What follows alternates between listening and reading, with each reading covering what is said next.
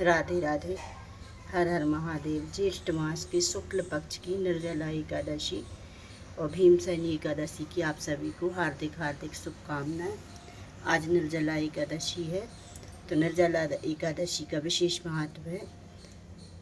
निर्जला एकादशी व्रत कथा इस प्रकार है।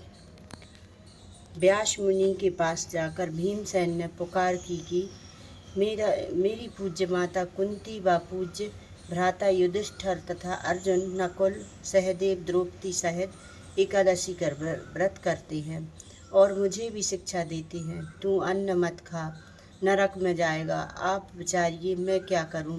15 दिन के बाद यह एकादशी आ जाती है और हमारे घर में झगड़ा उत्पन्न हो जाता है।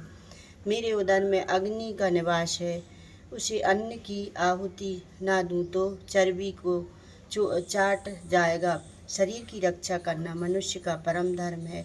अतः आप ऐसा उपाय बतलाइए जिससे सांप भी मर जाए और लाठी भी ना टूटे। अर्थात ऐसा व्रत करो जो वर्ष में एक दिन करना पड़े और मन में व्याधियों का नाश करने वाला हो। 24 एकादशियों का फल उसके करने से मिल जाए और मुझे स्वर्ग में सम्मानियों के साथ ले जाए। व्यास जी बोले, ज्येष्ठ माह है, शुक्ल पक्ष की एकादशी का नाम निर्जला है। ठाकुर जी का चरणोदिक वर्जित नहीं, कारण कि वह तो अकेला अकाल मृत्यु को हरण करने वाला है। जो निर्जला एकादशी का व्रत श्रद्धा सहित करता है उसे 24 एकादशियों का फल मिलता है, निश्चय ही स्वर्ग को जाता है। व्रत में पितरों का व्रत श्रद्धा सहित करता है, उसको पूरी 24 एकादशियों का फल मिलता है। और निर्मित पंखा, छाता, कपड़ा, जूता, सोना, चांदी या मिट्टी का घड़ा और फल इत्यादि दान करें। मीठे जल का प्याऊ का सार है, लगा दे। हाथ स्मरणी रखे, मुख से ओम नमो भगवते वासुदेवाय।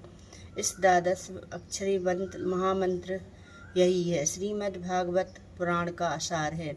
यदि फलाहारी हो तो ध्रुव के प्रथम मास में की तपस्या के तुल्य उसके एक दिन के समान आपका फल हो गया। यदि आप पवन आहारी आज रह सको तो ध्रुव का 6वें मास की तपस्या के समान फल होगा। श्रद्धा को पूर्ण कर रखना, नास्तिक का संग ना करना, दृष्टि में प्रेम का रस भरना, सबको वासुदेव का रूप समझकर नमस्कार करना, किसी के दिल की हिंसा ना करना, अपराध करने वाले का दोष क्षमा करना, क्रोध का त्याग करना, सत्य भाषण करना।